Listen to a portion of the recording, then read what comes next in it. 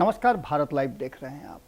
लगातार बिहार की राजनीति को लेकर के जैसा कि आप जानते भी होंगे और लगातार हम खबरों में आपको बता ही रहे हैं कि बिहार में राजनीतिक अस्थिरता का माहौल बनता जा रहा है।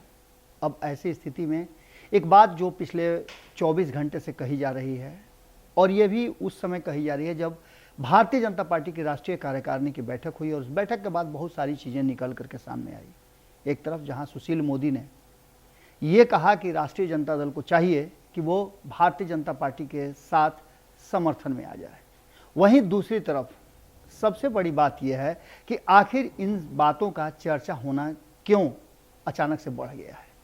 इसके पीछे बिहार की वर्तमान राजनीतिक परिस्थिति है और आप जानते हैं कि आंकड़ों के खेल में कहीं ना कहीं सत्ता के सीढ़ी तक पहुंचने का जुगाड़ तंत्र किया जाता है।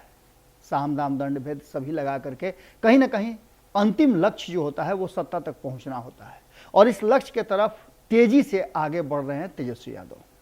तेजस्वी यादव ने अपने लिए आंकड़ों का जुगाड़ कर लिया है। थोड़ा सा जो कम बेसी है उसको पूरा करने के लिए भी कहीं ना कहीं तैयारियां शुरू हो चुकी हैं। अब इन आंकड़ों के खेल में आप देखें तो 243 ये आपका आंकड़ा है जो विधानसभा में वर्तमान परिस्थिति में विधायकों का संख्या है। यही संख्या मान्य भी है बिहार के लिए और इसमें 122 के आंकड़े को तक पहुंचने का मतलब है कि आप सरकार बना लेंगे। नीतीश कुमार के पास 122 से ज़्यादा अभी विधायक हैं, क्योंकि दो लोगों को मिला करके नीतीश कुमार और भारतीय जनता पार्टी को 122 का आंकड़ा पूरा हो जाता है। इस आंकड़े में एक और प्लस जुड़ गया और यही वो कारण है जिसके चलते तेजस्वी यादव की सारी तैयारियां और सारे आंकड़े फेल हो जाते हैं, क्योंकि भारतीय जनता पार्टी और नीतीश कुमार के पास वो आंकड़ा है, मैजिक आंकड़ा 122 का। 77 हो गए हैं भारतीय जनता पार्टी जब से 3 विधायकों को वो वीआईपी का अपने पाले में ले आए हैं।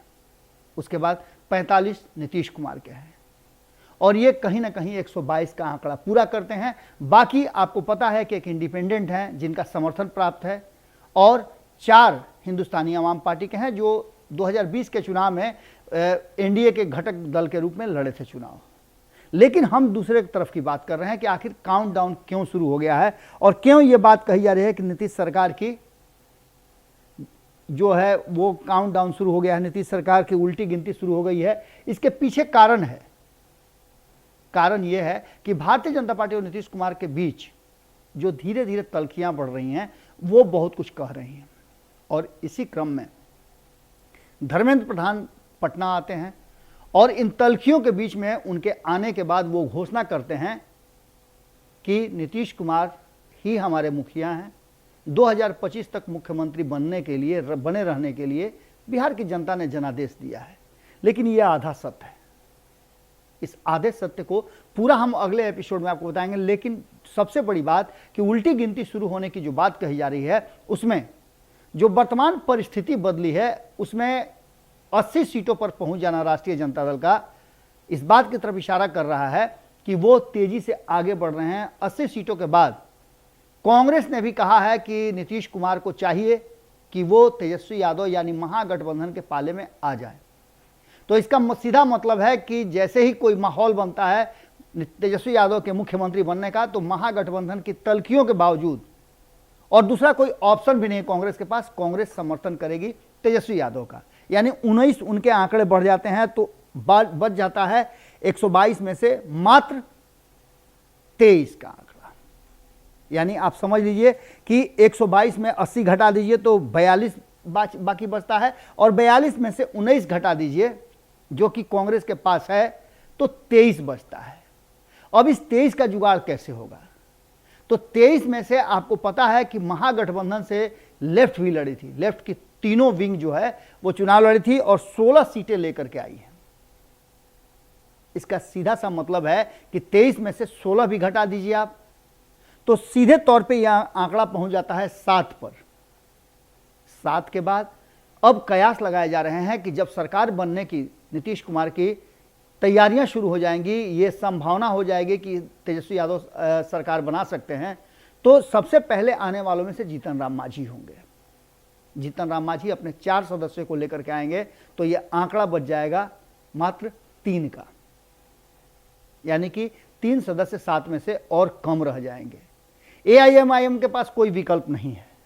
भले ही उनके 4 विधायकों को तेजस्वी यादव ने अपने पाले में कर लिया है, लेकिन उनके पास विकल्प नहीं है। और अगर बिहार में सरकार बनने और उनके खेमे को मंत्री पद मिलता है तो ऐसी स्थिति में, जैसा कि राष्ट्रीय जनता दल ने कहा भी है कि अगर ज़रूरत पड़ी तो अख्तरुल इमाम जो कि प्रदेश अध्यक्ष हैं एआईएमआईएम के, वो भी हमारे साथ होंगे। तो इसका मतलब है कि अब 2 के आंकड़े बच जाते हैं और 2 को पूरा करने के लिए तेजस्वी यादव ने एक नया दांव खेला है, जो कि आप पंचनामा में और फुटा ठोक में देखे ही होंगे कि किस तरह से सुमित कुमार जो एकमात्र इंडिपेंडेंट कैंडिडेट हैं, विधायक हैं, जो अभी वर्तमान में एनडीए सरकार का हिस्सा हैं, मंत्री हैं, अगर जरूरत पड़ी तो वो इस पाले में आ सकते हैं, मंत्री बनाए जा सकते हैं। तो इसका मतलब है कि अब बचा मात्र एक सदस्य की पूर्ति कोई बहुत बड़ी बात नहीं है। और इसी आधार पर बार बार ये कहा जा रहा है कि नीतीश का काउंटडाउन शुरू है। लेकिन इसमें सबसे महत्वपूर्ण बात चिराग पासवान का एक्टिव होना और नीतीश सरकार के गिरने की भविष्यवाणी करना, काउंटडाउन शुरू होने की बात करना। वहीं मुकेश सहनी का ये कहना कि नीतीश अच्छे हैं पर भारतीय जनता पार्टी बिहार को बर्बाद कर रही है, इसलिए भारतीय जनता पार्टी को सत्ता से बाहर होना चाहिए। उपेंद्र कुशवाहा जो कर रहे हैं आपको पता है, इसका सीधा सा मतलब है कि अब उस मैजिक आंकड़े 122 तक पहुंचने के लिए तेजस्वी यादव की दौड़ शुरू हो चुकी है और नीतीश कुमार का सरकार से जाना, इसकी भी दौड़ शुरू हो चुकी है। देखना है फिनिशिंग लाइन पे कौन पहुंचता है।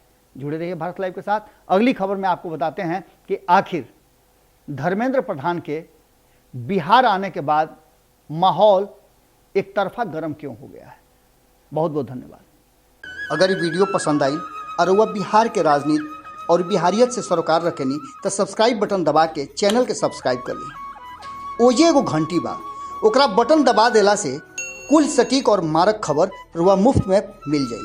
अगर रुआ पत्रकारिता के हमनी के नया प्रयोग में सहयोग कर चाहतानी तो ज्वाइन बटन दबा दी। पेटीएम नंबर नोट कर ली 9386816700। धन्यवाद।